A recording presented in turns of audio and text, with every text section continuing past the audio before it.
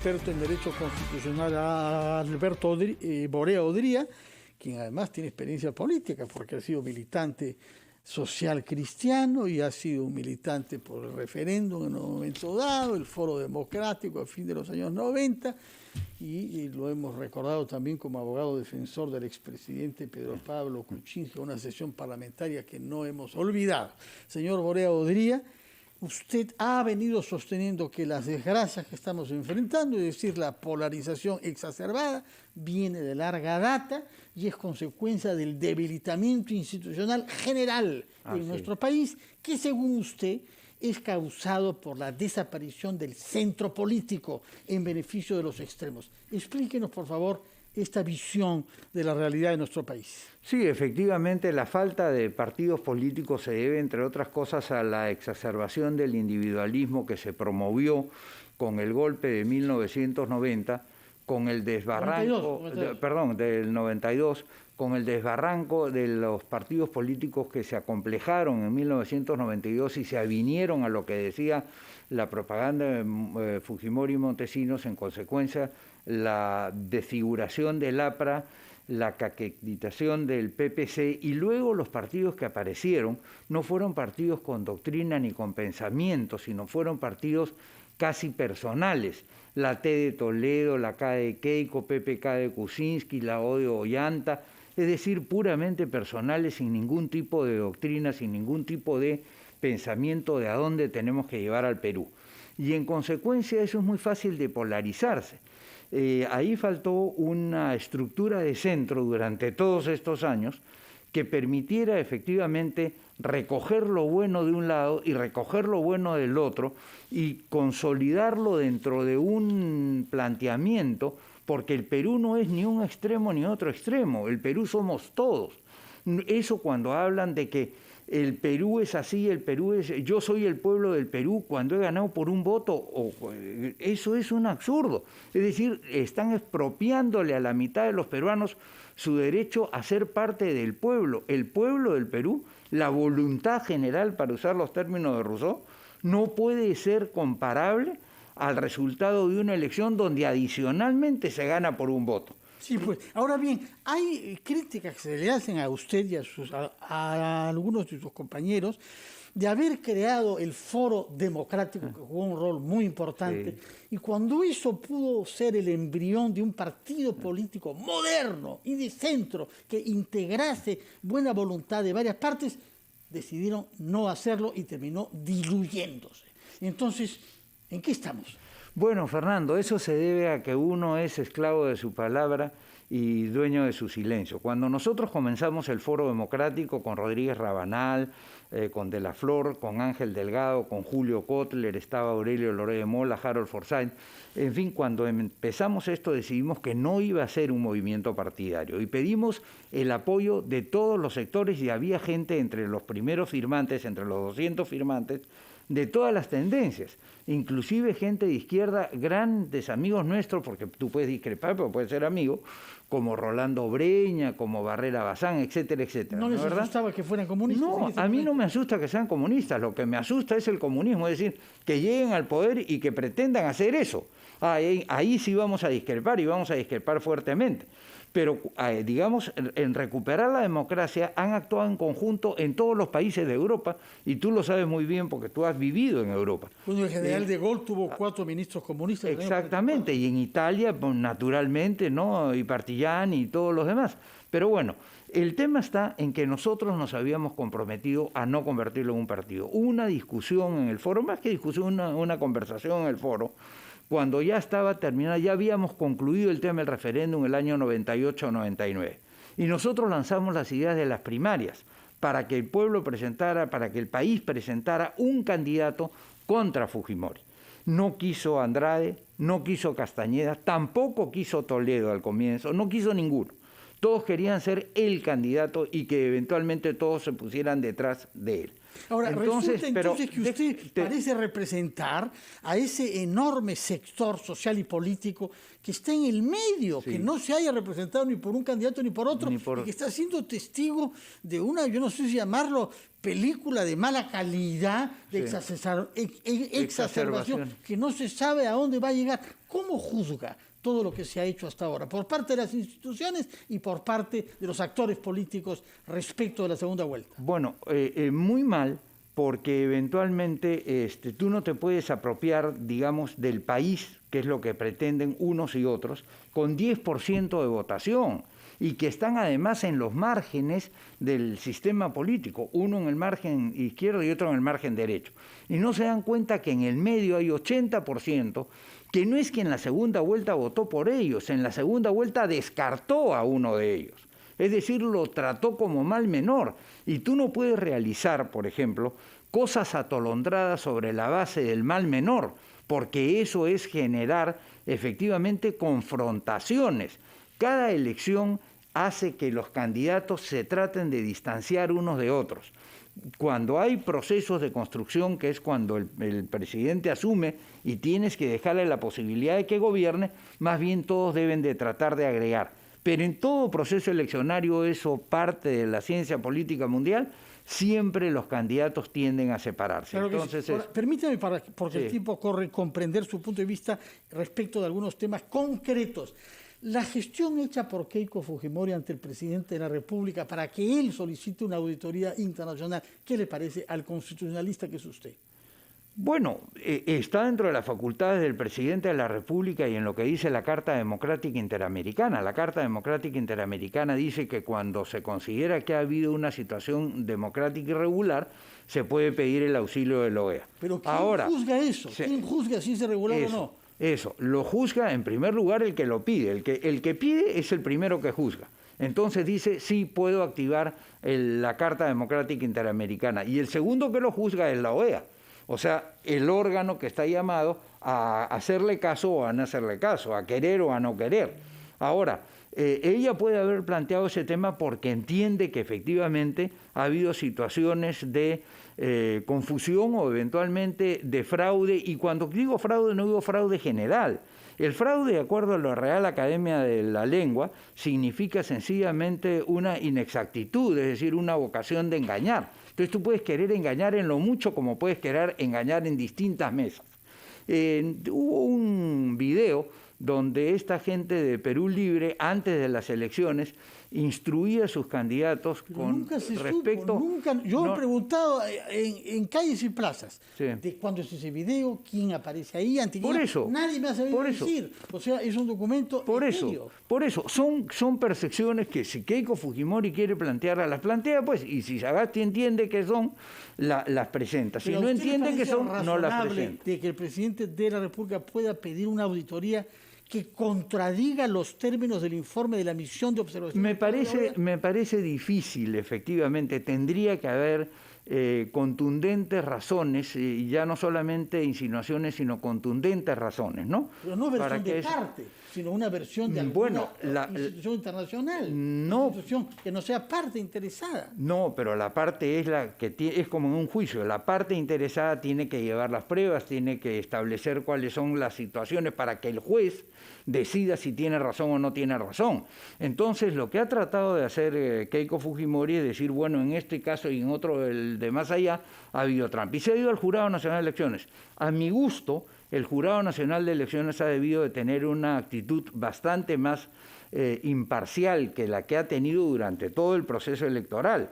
Fíjate tú que a George Forsyth, que iba primero en las elecciones, en el proceso electoral, le bajan la llanta con una necedad. Bueno, sin embargo, al caso... dice usted, pero habían no era. En su procedimiento. No, pero mira pues, o sea, ok, ya, pero mira tú, en el caso de Dina Boluarte, que es candidata a vicepresidenta, sigue trabajando en la RENIC y no dicen nada. Entonces, ¿está usted seguro de eso? Ha pedido licencia y de todas maneras, en consecuencia, continúa trabajando. Sí, pero ¿cuántos meses antes tienes eventualmente que pedir la licencia? Porque tú tienes justamente cuál es la lógica, no poder aprovecharte de las instituciones estatales para favorecer una candidatura. Sin duda. Entonces, no han procedido de la misma manera, ¿te das cuenta? De acuerdo. Yo hubiera querido una mayor igualdad. Ahora bien, el hombre político que usted ha sido y que tal y como lo escucho y lo siento, sigue siendo y seguirá siendo, además creo que le viene por sus ancestros, me parece, y a juzgar por sus apellidos, por su, digamos, linaje. ¿Cuál es el escenario que usted prevé? Bueno, el escenario va a depender muy bien. Vamos a suponer que efectivamente se consagra a Pedro Castillo como presidente de la República. Yo quisiera hacerle algunas reflexiones. Sí. La primera reflexión es, y las he apuntado, es que una reforma al sistema constitucional, según él lo ha planteado, porque él ha dicho que él va a estar, digamos, actuando de acuerdo a lo, comillas, Constitución del 93, y le ha prometido al país que va a hacer eso. Entonces, la reforma del sistema del 93, dentro de los términos del 93, se tiene que hacer primero con la modificación del artículo 206, para lo cual tiene que enviar un proyecto al Congreso. Si el Congreso lo rechaza, recién puede entrar a un proceso de referéndum. Segundo, si quiere presentar una iniciativa de reforma constitucional, no lo puede hacer el día 28 de julio, porque para eso tiene que estar, digamos, discutido con sus ministros, en los términos en que se va a presentar. Y el 28 de julio todavía no hay ministros. Tercero, me parece verdaderamente ilógico que se empiece con este tipo de términos que me suenan más demagógicos, como que la Constitución tiene que tener color, olor y sabor a pueblo. En primer lugar, el color, olor y sabor al pueblo peruano es un color de mixtura, es un color de toda la sangre. No es el color de los que votaron por Pedro Castillo ni de los que votaron por Keiko Fujimori. Es el color de todos, es el color de Grau, es el color de Bolognesi, es el color de Carvalho, es el color de Borés, es el color de Abelardo Domínguez, es el color de los campesinos del norte que seguramente no votaron por él, es el color de los que trabajan en fábricas en Lima o en distintas ciudades que tampoco votaron por él, o el dueño de una farmacia en Quillabamba que tampoco votó por él. O sea, tú no puedes apropiarte del término pueblo, eso es propio de las dictaduras, eso es lo que hizo, por ejemplo, Hitler en Alemania, y eso es lo que hizo Mussolini en Italia, y Perón más cerca de nosotros. Ahora, otro consejo. En el Perú, el presidente no puede hacer confianza de un tema constitucional, porque se está hablando, yo presento el proyecto de reforma constitucional y si no me apruebo, muy bien, deshago el Congreso. No se puede. En primer lugar, quiero decirle, el Congreso salió elegido con la misma legitimidad que él, y por lo mismo, antes de mandar las cosas a la discusión general, tiene la obligación de que lo discute el Congreso porque tienen un mandato fresco, no estamos hablando de un Congreso antiguo. Antes de que nos vence a la hora, usted es un detractor de la Constitución del año 93. Sí. En eso, en términos generales, coincide con Castillo. Pero ¿cuál sería la fórmula? Entonces, si usted tuviera que influenciarlo, si lo contrataran a usted, como ha sucedido ya, el presidente que venga para que dé un consejo de cómo ir a una constitución razonable, moderna y de consenso, ¿qué recomendaría? A ver, en primer lugar, una constitución no es un tema que se pueda tratar en caliente, es un tema que exige reflexión y exige tranquilidad. Hoy día el Perú está exacerbado. En consecuencia, no hay lo que se denomina un momento constituyente. Tiene que haber momento constituyente. En segundo lugar, yo lo que le recomendaría, comienza tú, porque tú has dicho que vas a seguir la Constitución del 93. Yo no he dicho eso, yo podría decir otra cosa, pero digamos, yo creo, tú tienes que seguir el artículo 206. Presenta tu proyecto de reforma del artículo 206 y di que vas a hacer una constituyente. ¿Quieres integrarla con los representantes de los campesinos, de los farmacéuticos, de los abogados? No, eso no se puede. Eso no se puede porque eso es corporativismo puro. Eso significa que hay un grupo de gente que por la actividad que tienen vale más que los demás. Y eso no es verdad. Cuando tú eliges una constituyente democrática, tienes que elegir en la base todos valen lo mismo y por eso es que cada ciudadano tiene un voto. No porque maneja un carro o no porque tiene mucha plata tiene más votos, sino cada ciudadano tiene un voto, haga lo que haga. Entonces el corporativismo es fascismo puro y es efectivamente generar la más intensa desigualdad. Le diría, no cometas ese error. Plantea si quieres tus modificaciones y hay que hacerle modificaciones al texto del 93 sin ninguna duda, en el aspecto social, en el aspecto económico y en el aspecto político. Mira, una de las cosas que le he escuchado decir ayer es, por ejemplo, ¿por qué tantos artículos de la Constitución? ¿Sabe Pedro Castillo cuántos artículos de la Constitución se refieren a los derechos de las personas? ¿Sabe cuántos se refieren a los límites que tiene que tener el presidente? Él dice, la Constitución me ata de manos. No, no lo ata de manos. Lo que pasa es que en una Constitución tiene que limitar el ejercicio del poder del presidente, porque si no, se convierte en un rey, o se convierte en un tirano, se convierte en un dictador. Justamente la característica de una Constitución, Fernando, es limitar el ejercicio del poder. Entonces, Pedro Castillo tiene que asesorarse más en este tema respecto a lo que es la naturaleza. ¿Para qué se hace una Constitución? La Constitución es un tratado de paz interno. Pero quizás lo van a llamar a usted porque está usted proponiendo todo un camino, pero ¿con qué fuerzas políticas cuenta usted? Yo estoy construyendo la unidad democrática. ¿Está buscando firmas para inscribir un partido, señor Borea Odría? Yo estoy proponiendo cosas en la unidad democrática de centro. Mira, pero dentro no existe la unidad democrática. ¿Cuándo lo va a hacer nacer? Bueno, estamos trabajando en eso. Eso no es una varita mágica, más difícil aún en época de pandemia. Pero mira, el otro día escuché, por ejemplo, en el tema económico, que es un tema fundamental para el desarrollo del Perú. El otro día escuchamos en la unidad democrática de centro una conferencia que dictó Carlos Añaños. Carlos Añaños verdaderamente es un notable del Perú y es un tipo con olor, sabor y color a lo que Castillo entiende como pueblo, y habla del círculo virtuoso fundamental para que el país desarrolle, es decir, que empieza con inversión, lo tomé, es un círculo virtuoso con que la inversión genera empresa, la empresa genera trabajo, el trabajo genera salario y el salario genera consumo, y esto generan impuestos que son los que redistribuyen. Entonces, si tú no vas a hacer en las bases fundamentales del país esto, ¿cómo es que vas a hacer posible que haya hospitales, que haya escuelas, que haya salud, que haya seguridad? No puedes hacer eso. Bueno. Entonces, tú tienes que proponerle cosas que son viables, no le puedes proponer quimeras, no puedes pretender tener, entre comillas, una constituyente con el grito de guerra, el pueblo unido jamás será vencido, que fue de hace 60 años. Hace 2 generaciones. Es decir, casi, digamos, cuando el muro de Berlín todavía existía. Entre otras cosas, sí. Bueno, o sea, eso señor es Borea Odría, muchas gracias por su presencia. Creo que va a regresar pronto cuando tenga su partido inscrito. Espero. Diga, existe un centro político en el Perú. Estas son nuestras ideas para la reforma constitucional y estas son nuestras ideas para la reforma económica. Apenas se comienza a discutir, estaremos acá. Y espero, por cierto, la adhesión de Fernando Carballo a la unidad democrática de centro. Yo me mantengo férreamente independiente. No cuente conmigo para respaldar a ningún partido político a priori. Yo juzgo cada cosa en el momento en que me llegue. Muy bien. Conmigo no va a son dos actividades diferentes, la de periodista y la de político. Y le agradezco que respete la mía y que me permita ejercerla con la exigencia mayor de independencia crítica. Muy buenos días, señor. Gracias, Fernando. Gracias a ti, muy amable. Gracias. Hemos excedido un poco el tiempo, pero creo que nuestro invitado lo ameritaba. Retomamos después diálogos de fe, porque es necesario hablar también sobre temas religiosos y espirituales. En ese punto estamos de acuerdo, señor Borea. Bueno, muy bien. Vamos a la pausa y retomamos después diálogos de fe.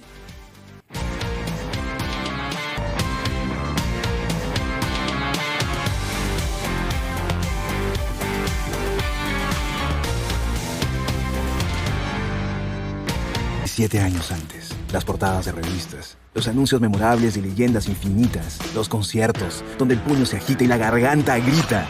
Las voces que pasaron, pero seguirán sonando 17 años adelante, conectados. No nos para nadie, y aunque todo cambie, nuestra pasión por la buena música es eterna. Escucha Radio Oxígeno, 17 años respirando buena música.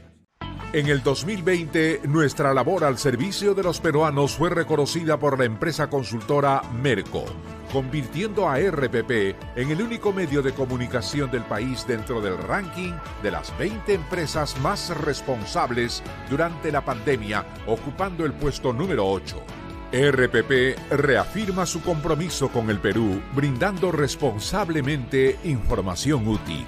Gracias por la confianza que nos alienta a continuar con nuestro propósito, promover el progreso de los peruanos. RPP, la voz del Perú.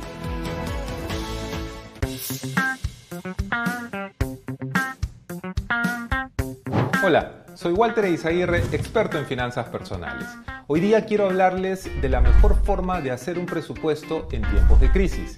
Lo más importante que tenemos que considerar son las cosas básicas con las cuales nosotros vamos a vivir, es decir, la alimentación, la vivienda y algún tipo de crédito u obligación que nosotros podamos tener pendiente. Al poder elaborar una lista de